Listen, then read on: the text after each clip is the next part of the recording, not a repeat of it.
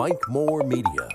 I'm talking to Rodney Cates, Director of Rockingham County Emergency Services, our 911 system, our monthly podcast. Rodney, always good to have you on the program. We're going to talk about several things today. But let's talk about continuing education, because I know you had some of that even as director going on this week, but that never stops, does it?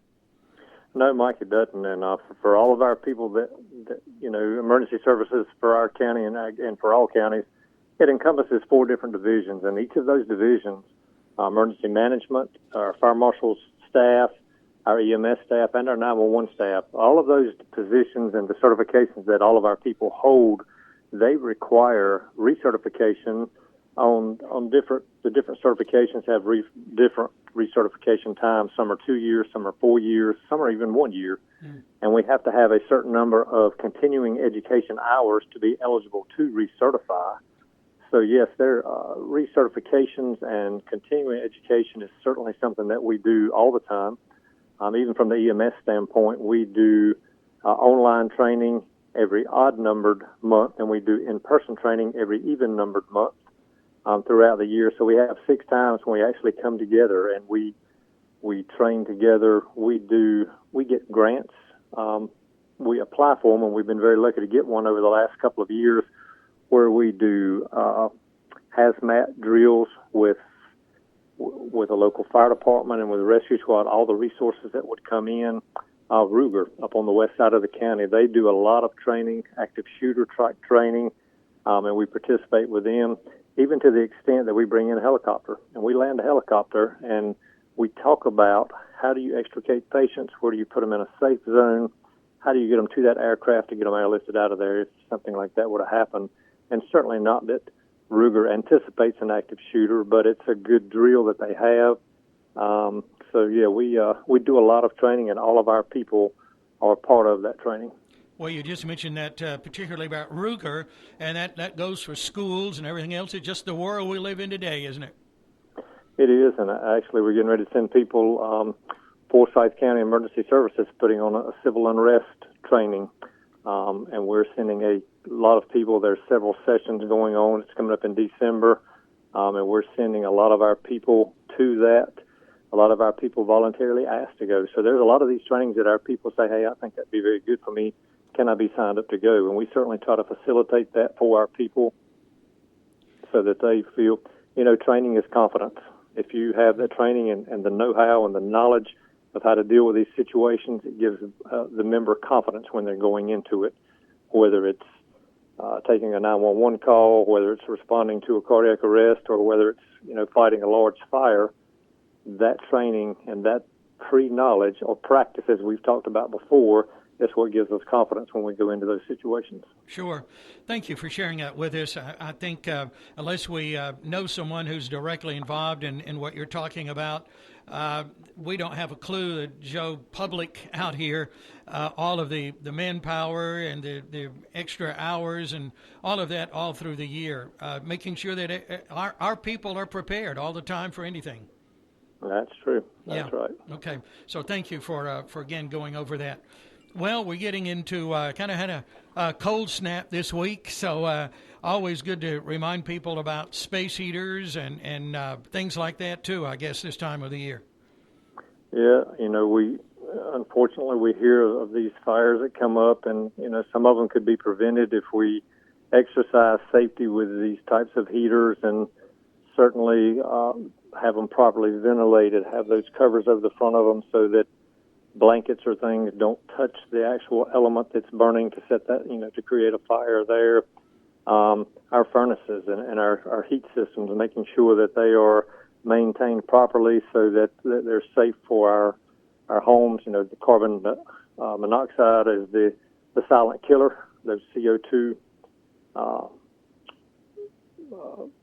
monitors that we have in our homes, making sure that everything is working properly in our homes to alert us if any emergency situation should come about.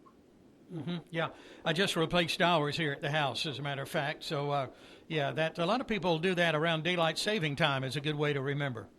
They do, and that's coming up this weekend. Time change is Saturday night, so certainly a good reminder to check those batteries and check all of our safety equipment and where we have it and its operational readiness to make sure that it's ready for these winter months that are upon us. That's exactly right. Yeah, and I know Thanksgiving is going to be here before we know it, and people are doing those deep fried turkeys and all of that, and maybe some tips about that, Rodney.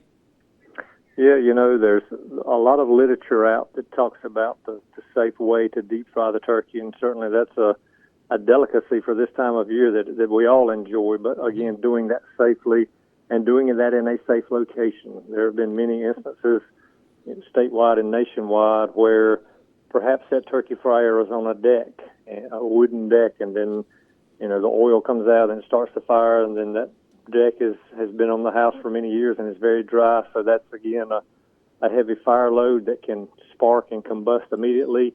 So then we have certainly a problem. So number one, the know-how, and then number two is the safe location to do that, so that if something does go wrong, that we're in the safest location we can be to mitigate that situation. Sure. Yeah. Please be careful, folks.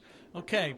Well, we wanted to mention still have another week or so with the annual Christmas toy drive, Rockingham County Fire Marshal's Office, and maybe you give us a little information about that, Rodney.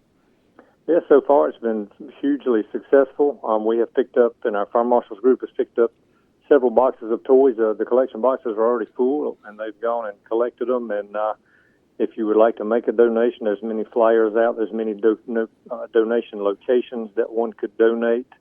The toys can still wrapped in the manufacturer's wrapping as they would be sold in a store. And those toys, Mike, as we've talked about, they go to the Burn Children's Ward at UNC Hospital, and certainly the smiles that it puts on their faces and the families' faces, and the relief that it gives to these families who may be exhausting all of their financial and physical efforts to the well care of these children, to know that there's an avenue to provide presents and the Christmas spirit for these children, and perhaps other children in their home that they may not be able to reach out to during this time because of what they may have going on with a burned child, certainly puts a sense of relief to these parents, and it's beneficial to all involved. Sure, it really makes a difference. Very special indeed, and I'll give all of those locations before we wrap up here. Anything else we should mention, Rodney? No, I think we're good. Just the holiday season is a busy time for all. We're all going here and going there, and the weather's getting colder. And there's a thing on the news the other day about the deer population and how many deer are struck as people are moving up and down the roadway. So certainly be cautious of that. We think about a deer strike maybe not being that significant, but if it activates an airbag, or sometimes a large deer could weigh 180 pounds, and if it comes across the hood and into the windshield of a car, there have been many injuries as a result of a deer strike. So just be mindful of that going on this time of year, and all the hustle and bustle of the holiday season. We just want everybody to be as safe as they can, to enjoy the season and be safe out there during this time of year. We certainly do. Okay. I've been there, done that with those deer hits, and that's not something I want to do again, for sure. Nah, not at all. Yeah. Happy Thanksgiving. All the best to you and your team. Thanks for everything, Rodney. All right, Mike. Thank you. Have a good day. You do too. Bye. That's Rodney Cates. He is Director of Rockingham County Emergency Services, our 911 system here in Rockingham County. Some important information as always. We have our podcast schedule on the first Wednesday in the month. So usually the first Wednesday. That's right. I was looking at the calendar. Wait a minute. This is the first Friday. Yep, he had a conflict the first Wednesday, so we bumped it to today. But usually the first Wednesday with Rodney Cates. Let me remind you can find out more about what they're doing on Facebook at Rockingham County Emergency Services, and then more good information on the website at rockinghamcountync.gov. I do want to remind you, I had the note right in front of me. Almost forgot. Don't want to. We've got another week and a half for the annual Christmas toy drive. That's through November 15th. Leave new, unopened, and unwrapped toys at all fire stations and rescue squads, the governmental center, district attorney's office, and emergency services. Those toys will be donated, as Rodney said, to NC Burn Children's Units. Your help with that is certainly appreciated for sure. Again, thank you for listening.